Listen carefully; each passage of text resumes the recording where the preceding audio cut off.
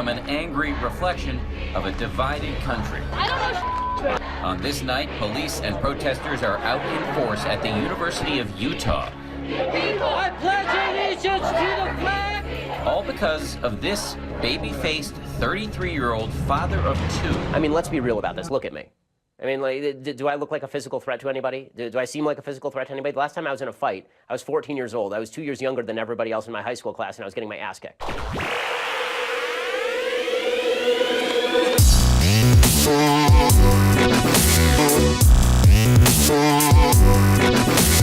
In February, at the University of Berkeley, former Breitbart commentator Milo Yiannopoulos shut down after protesters threw rocks and Molotov cocktails. And just last month, when Ben Shapiro spoke at the University of Berkeley, local authorities spent more than $500,000 on security. It's amazing they had to essentially lock that place down for you. And the headlines were nuts. I mean, the headlines like, Berkeley braces for Shapiro visit. Really? Was I the one who was going to be smashing ATMs? I recently watched a video where you were talking about a reporter who let their son go to school wearing a dress. Yes. And so for me, I think the main issue when it comes to transgender and people getting confused is not basically where Today, Junior? So for that boy, if that child knows that he's a boy, and he goes to school, I'm not trying to be emotional. No, it's fine. And he understands that, and his parents are just like, yeah, just remember you're a boy. I understand the whole bullying thing you were talking about. But wouldn't it confuse the child more if you say, hey, you can't do these things because these are specifically girl things, even though this child who's a boy and realizes he's a boy? No, if I'll answer the question, then you can tell me whether I'm getting to your question. Okay. So my feeling is that as a parent, and a parent of young kids, that it is my job to educate my kids about life. It is not my job to let my children make autonomous decisions about which they know nothing, because kids are really stupid. And I say this as the father of two. I mean, when I say that my 4.5-year-old daughter is smart, I mean for a 4.5-year-old. I don't mean like overall. Because she just doesn't know enough about how the world works. And not only that, the reality is that cultures across time and space have differentiated between the dress of males and females. Now, there are folks who say, well, male dress in American society may look like female dress in some other societies. That's fine, but that's not how it is in the United States, meaning that we all sort of accept that there is a binary dress code, at least to a certain extent, in terms of how boys and girls dress. And if you want to confuse your child, then the best thing to do is take a 6-year-old kid and say to them, yeah, go ahead and wear a dress to school. And I don't feel like I'm discriminating against my 2.5-year-old son when I offer him another option or when I encourage him to take that other option. So for example, my 2.5-year-old son, he's got an older sister, and his older sister wears all sorts of frilly things, and they're very shiny and they're very sparkly. And so he's very fond of going into her closet and taking out her shoes and putting them on. Okay, and after him doing this for a little while, I said to him, no, you're not allowed to wear those shoes. Those are your sister's shoes. Those are girl things. This is not evil. This is not terrible. This is called being a parent. And when finally, after he did it a little bit, I said to him, why don't we, you know what? I'm going to take you out. We're going to get you new shoes. We went to the Cowboy Western store, and we got him boots. He will not take off his boots. The moral of the story is that kids like cool stuff, regardless of whether it is stereotyped male or female, and that it is not a terrible thing to reinforce certain cultural stereotypes that are going to make your kid happier, safer, and more comfortable. And confusing them about gender is not just, let's say that you are the world's most open-minded parent. You say, listen, I don't want to be part of any of these dress stereotypes with regard to culture. Guess what? Your kid still lives in a world. Your kid still lives in a world full of other people who are trying to reinforce the fact that masculinity and femininity have different qualities, and those qualities and differences are beautiful. Okay? And so when we say to parents that you're doing something wrong, if you say to your 6-year-old that he can't wear a dress to school, all I'm thinking is, you don't get to tell me how to raise my kid, particularly when, I promise you, it is a better pathway to screwing up your kid as a general statistical matter by telling them that they can dress as a member of the opposite sex when they are 6 years old, than telling them, you know what, why don't you not do that today and instead put on a pair of pants. Indeed, just 3 hours before he's supposed to take the stage at 7 o'clock here in Utah, Shapiro says there are reports of possible violence. I'm hearing some rumors that there may be some people who try to bring weapons tonight, which would just be ridiculous and awful. I don't want to be getting killed at my lectures. A fellow conservative podcast host claims he's captured this undercover video of self-described Antifa members allegedly handing out knives and talking about luring fans of Ben Shapiro to their car where they allegedly had guns. I mean, this is insanity. Ben Shapiro, thank you for coming to GW. My name is Pranay. I'm a freshman here, and full disclosure, I am a socialist. And so much for the tolerant right. So my question is about... You're here, right? I mean, like... we'll treat you well, don't worry. So my question is, I've seen your videos, I've seen you at other universities here talking about the immorality of socialism, and when you do, you focus on socialism as the idea of wealth redistribution, you know, taking from the rich, giving to the poor, taking from whoever, giving to whoever. But I think that ignores and that misses the point of what many socialists, myself and many of my comrades, see socialism as being. And in fact, what we see as integral, the debate of whether how much to redistribute wealth is a separate debate altogether, but the fundamental tenet of socialism is control of the means of production by the workers. The idea that a worker is entitled to the full product of their labor. This is manifested in the real world in the example of worker cooperatives, employee-owned businesses, and so on. So setting aside any notions of wealth redistribution, someone already asked about that, what is so immoral about believing that a worker is entitled to the full value of their labor, especially given that such the enterprises organized in such a way have been shown to be more effective than traditionally capitalistically organized businesses? Okay, so I think we have to separate out a couple of strands there. Number one, if you're going to talk about the efficacy of workers owning the means of production, are we talking about the government owning the means of production, or are we talking about workers owning the means of production? Because if you're talking about the government, that is wildly untrue, the last statement that you just made that it's effective. When the government owns the means of production, generally everything blows. Okay, that's actually the story of Cuba. That is the story of Venezuela. The democratic socialist countries of Norway are generally not owned, Norway is an exception in which the government owns a lot of stock in various companies, but those companies are run along free enterprise lines. They're not run along redistributionist lines, actually.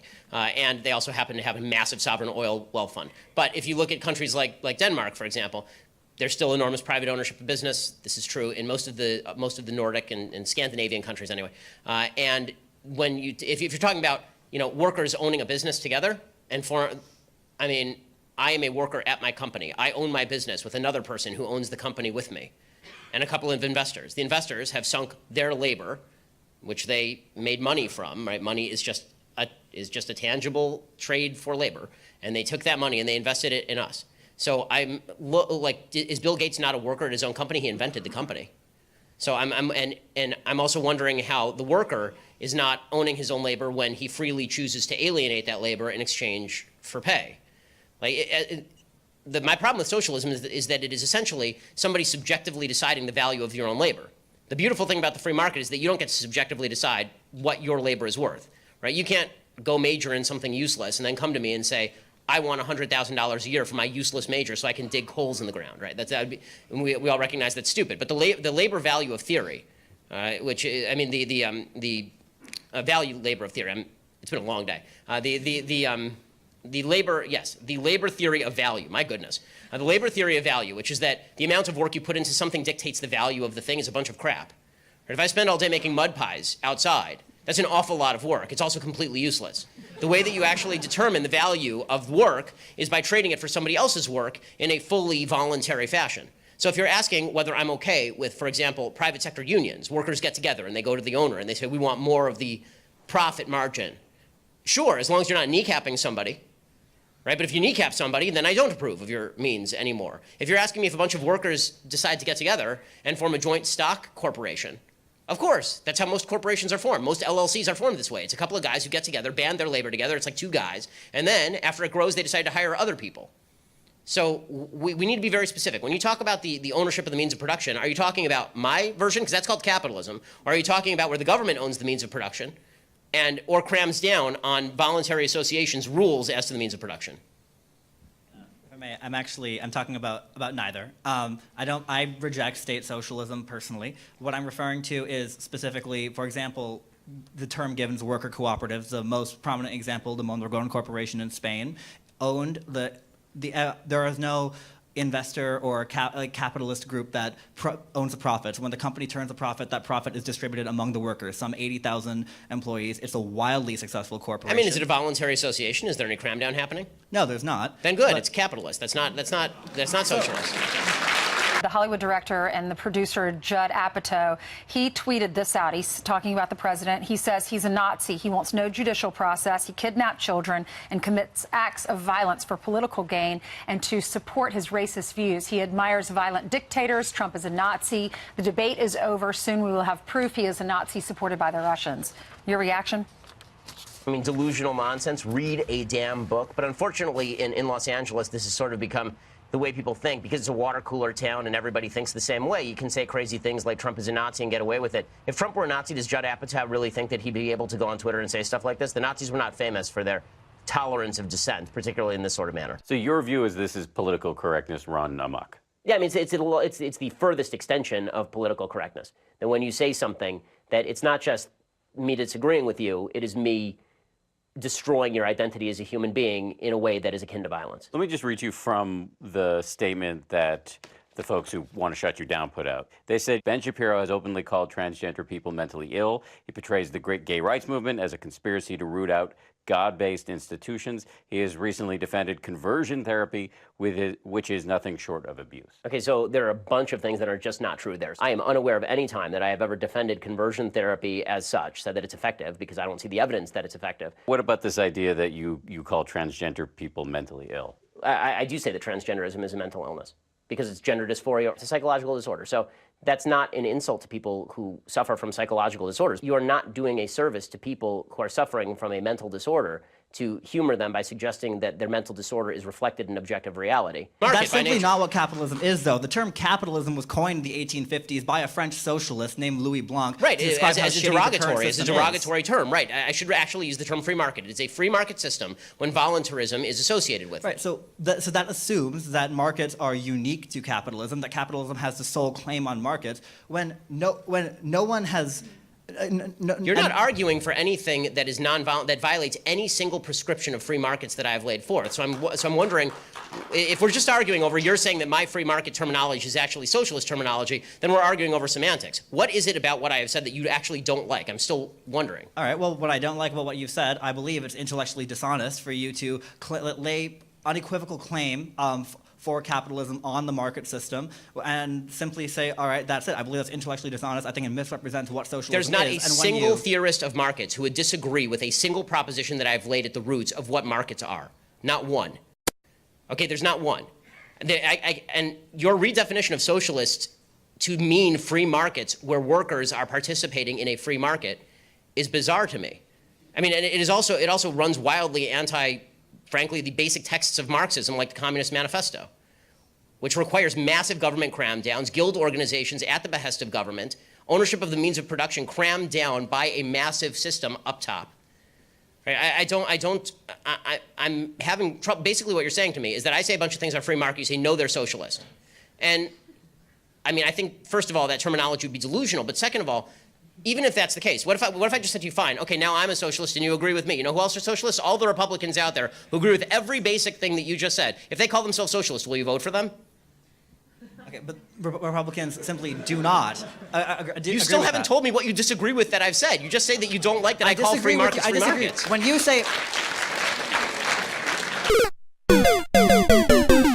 Whether or not you agree with Shapiro, whether or not you think he's engaged in hate speech, there is little doubt that his speech is protected by the First Amendment. They won't let a Jewish guy come to a college campus and say what he wants to say. That's where we're at in America. That's ridiculous. At just past 6 o'clock, and with the protests heating up, Professor David Vergobi, who teaches a class on freedom of expression here, tells us that many college students today do not understand that speech is protected unless it directly incites violence. This is a public institution. It's a government entity.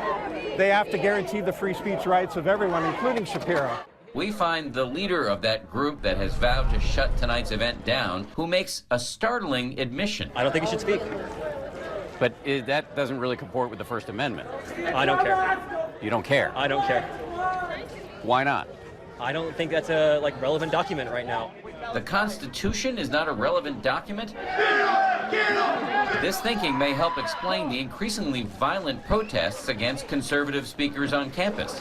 When you say the word socialism, you paint this red scare bogeyman of something that's going to come and crush our individual freedom. They called themselves the Soviet Republic.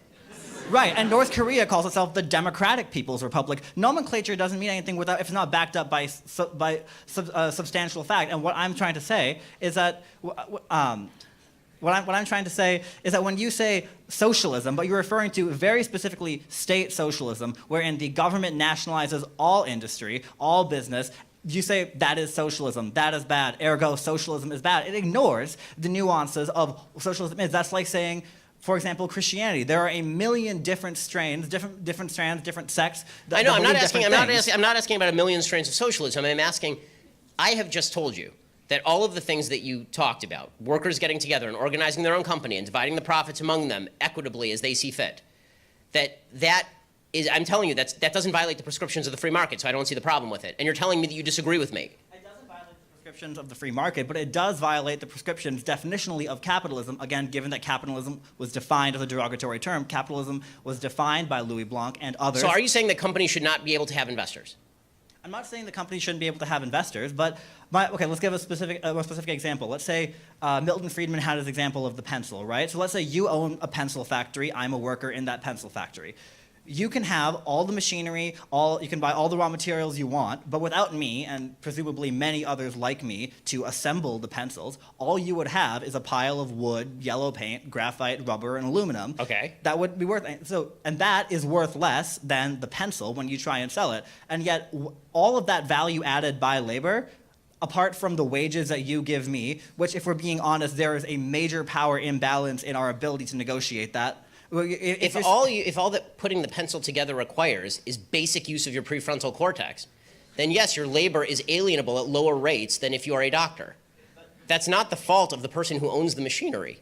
By shortly after 7 p.m. here at the University of Utah, Ben Shapiro is backstage ready to go on after his security team sneaked him into the building. One irony is that while he's hated by many on the left, he's also hated by the self-described alt-right. I've been very, very outspoken against the alt-right. I've said the alt-right is a garbage movement composed of garbage ideas, that it has nothing to do with constitutional conservatism. What kind of blowback have you received?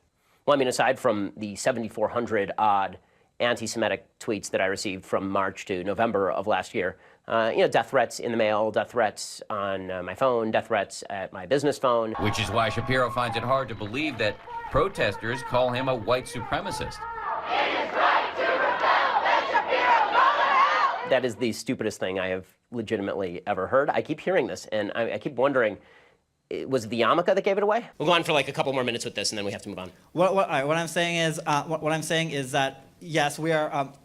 What I'm saying is that if you're just one person trying to assemble pencils, you're not going to get very far. You need workers. Capital needs labor infinitely more than labor needs capital. That's why you have worker cooperatives where the workers are the fundamentally disagree on the distinction between capital and labor. Capital is just a term for money. If you're talking about money, money does not grow from the ground. Money only has value because it was traded for labor at one point or the products of labor. So if I take my money and I buy machinery, I have invested my labor in doing that because I didn't get the money from nowhere. Even if I got it from my parents didn't get the money from nowhere. The people who built the machines required me to trade something of value to them in order for me to obtain the machines. The people who invented the machines required people to pay them in order to get the patent to that machine so they could build the machine. The problem that I'm seeing in what you're saying is you have still failed. If what you're talking about is a system of voluntarism, you still have not named any area in which we disagree, and yet you're telling me that you're a socialist and I'm a free marketer. So one of us has got this wildly wrong, and I'm pretty sure it's not me. I'm pretty sure it is, because what I'm saying is, again, under capitalism, where we are in this employer-employee, when I say the word capital, I refer to the owners. I don't mean to be mean, but you thought that was a nice shirt, too. Is racism real? Yeah, of course racism is real. But I don't think institutional racism is necessarily real. So yes, of course there are racists. And racist cops who shoot black guys for no reason should go to jail and they should throw away the key. But this idea that's put out there by these kind of broad statements about America being a discriminatory, racist country, I don't know how that helps anything, and I don't think it's actually true. Isn't that to ignore our history? It's inarguable that slavery existed, and 100%. after that, Jim Crow. Yes. You want to talk about Jim Crow and slavery? Of course. The question is, what is the remedy now? Is the remedy now to blame people who are living today who had nothing to do with Jim Crow or slavery? I didn't hold slaves, did you? The hierarchy of victimhood goes something like this. If you're LGBT and Q, then we suggest that you are at the very top of the victimhood hierarchy. And then black folks, and then Hispanic folks, and then women, and then Jews, and then Asians, and then way down at the bottom, white straight males. Does it ever strike you as somewhat off to be in a room kind of making light of victim culture and having this kind of hearty laughter and looking around and seeing that the vast majority of the faces are white?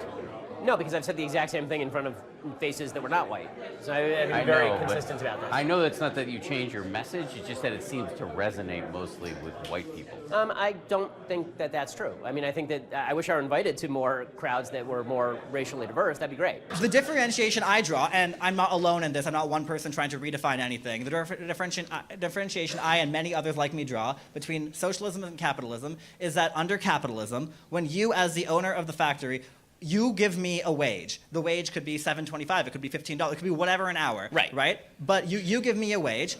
All the additional profit above the made from selling the pencils or whatever good you produce above what is reinvested into the company ultimately goes to you or the investors, those who own shares in the means of production. Right. Under socialism, those people are the workers, and the example I give, again, is cooperative enterprise. No, those are the people who are investing the risk. So if they carry the risk, then they get the benefit. The owner of the factory carries the risk, therefore he gets the benefit. The workers in the company you mentioned, if that company were to go bankrupt, they would carry the risk as well as the benefit. If the company goes bankrupt and this guy has to pay off all of his debts, the worker may lose his job, but he's not the one who's going to incur the debt of having gone bankrupt. If you incur risk, then you're the one who pays the downside. The worker does not pay the downside.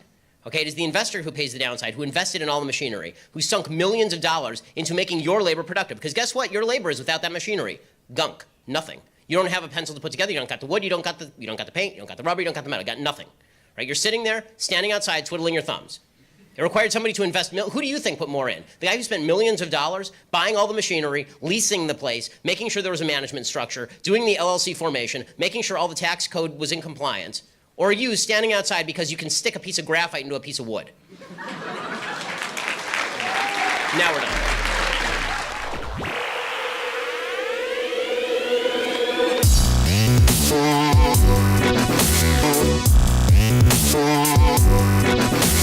But if you didn't have workers like me and your pencil factory and you were just one man... But I do. I have millions of people who are willing to do that voluntarily for me.